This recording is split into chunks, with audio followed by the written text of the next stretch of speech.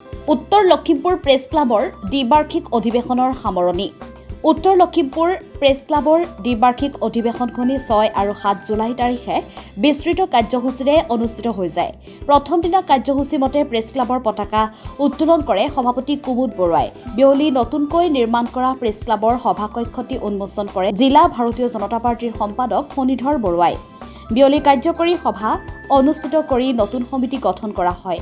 কুমুদ বৰুৱাক সভাপতি কৰুণা কৃষ্ণ নাথক সাধাৰণ সম্পাদক হিচাপে লৈ এখন কাৰ্যকৰী সমিতি গঠন কৰা হয়।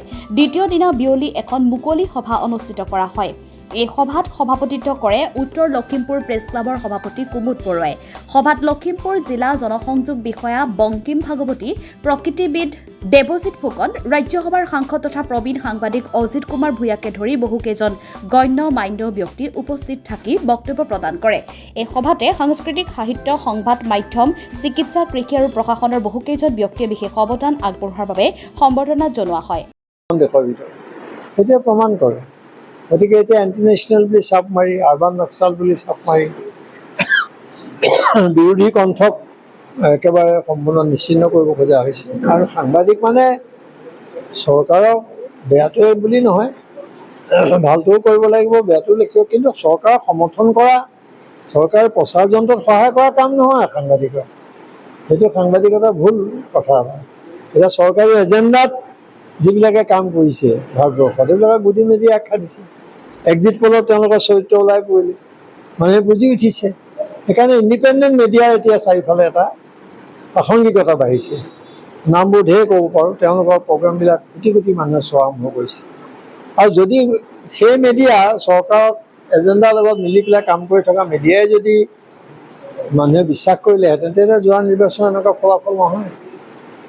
গতিকে এতিয়া অন্ততঃ এটা মানুহে অলপ উশাহ ল'ব পৰা অৱস্থা এটা ভাৰতবৰ্ষত আহিছে অকণমান। এই নিৰ্বাচনৰ পিছত গণতন্ত্ৰৰ সংবিধানৰ ওপৰত যি আক্ৰমণ আহিছিলে, সেই ক্ষেত্ৰত জনতাই কিন্তু নিজেই তাত প্ৰতিৰোধ গঢ়ি তুলিছে। গতিকে এই কথাটো সংবাদ মাধ্যমে অনুভৱ কৰিলে খুব ভাল। আৰু এতিয়া এজন বিশিষ্ট সমাজ বিজ্ঞানীয়ে কৈছে যে মুখত টেপ লগাই দিয়াৰ নিচিনা অৱস্থা এটা হৈছিলে ভাৰতবৰ্ষত যোৱা 10 বছৰ। আৰু বহুতে আমি মানিও লৈছিলোঁ, তাৰ বিৰুদ্ধে প্ৰতিবাদ সংগ্ৰাম এইবিলাক অভাৱ দেখা গৈছিলে। কিন্তু এতিয়া অলপমান এই টেপটো অকণমান খোল খোৱা নিচিনা এটা অনুভৱ হোৱা বুলি তেখেতে কৈছে।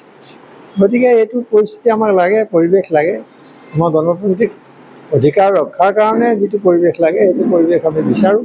আৰু প্ৰেছ ক্লাববিলাকেও বা সাংবাদিকৰ সংগঠনবিলাকেও এই দিশত মনোনিৱেশ কৰা ভাল বুলি, উচিত বুলি মই অনুভৱ কৰোঁ। এই সেউজ সংকেতে 2026ত কিবা পৰিৱৰ্তন হোৱাৰ সম্ভাৱনা আছে নেকি? নিশ্চয় আছে, পৰিৱৰ্তনেই ধৰ্ম। 24ত এইটো কোনোবাই ভাবিছিলে নেকি? এতিয়া এই বিজেপিৰ লগত ইডি, বিজেপিৰ লগত CBI, বিজেপিৰ লগত ইনকাম টেক্স, ইলেকশ্যন কমিশ্যন প্ৰধানকৈ নাথাকিলেহেঁতেন, যদি তেওঁলোকৰ ঘনিষ্ঠ হৈ বা শাখা হৈ তেওঁলোকে যদি সঁচাকৈ ইলেকশ্যন কমিশ্যনে এটা সঠিক পথেৰে নিজৰ দায়িত্ব পালন কৰিলেহেঁতেন, কেতিয়াও চৰকাৰ গঠন কৰিব নোৱাৰে। গোটেইবোৰ লগাই মেলিও তেওঁলোকে সংখ্যাগৰিষ্ঠতা লাভ কৰিব পৰা নাই। বিৰোধী যথেষ্ট ঐক্য শক্তিশালী হৈছে। এতিয়া কি প্ৰমাণ কৰে? গতিকে 26ত তেওঁলোকে এতিয়া যিবোৰ ধৰ্মীয় এজেণ্ডা লৈছে, সেইবোৰে কাম নকৰিলে। মই স্পেচিফিকেলি ক'লে UPতে এইটো তেওঁলোকৰ পৰীক্ষাগাৰ।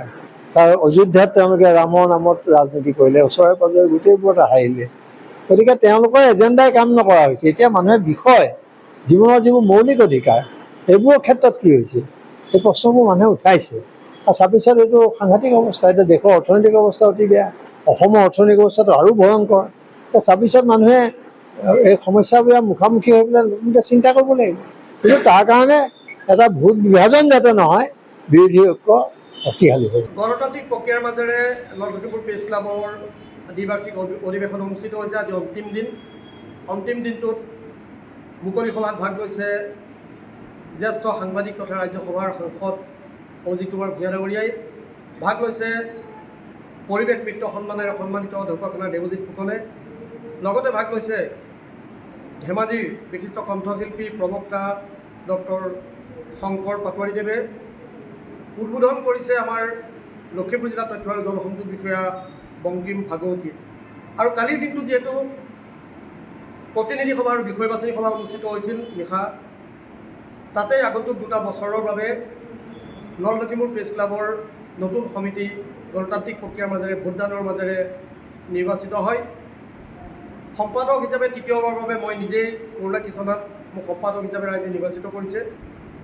ইয়াৰ উপৰিও দ্বিতীয়বাৰৰ বাবে অসমীয়া প্ৰতিদিন কাকতৰ জ্যেষ্ঠ সাংবাদিক কুমুদ বৰুৱা ডাঙৰীয়াক নৰ্থ লখিমপুৰ প্ৰেছ ক্লাবৰ সভাপতি হিচাপে নিৰ্বাচিত কৰিছে আৰু সেই মৰ্মে অন্যান্য বিষয়ববীয়াসকলক তেনেধৰণে নিৰ্বাচিত কৰি এখন বলিষ্ঠ সমিতি গঠন কৰিছে গণতান্ত্ৰিক প্ৰক্ৰিয়াৰ মাজেৰে। লখিমপুৰৰ পৰা ৰাতুল নেওগৰ ৰিপৰ্ট, আছাম ফ্ৰণ্ট।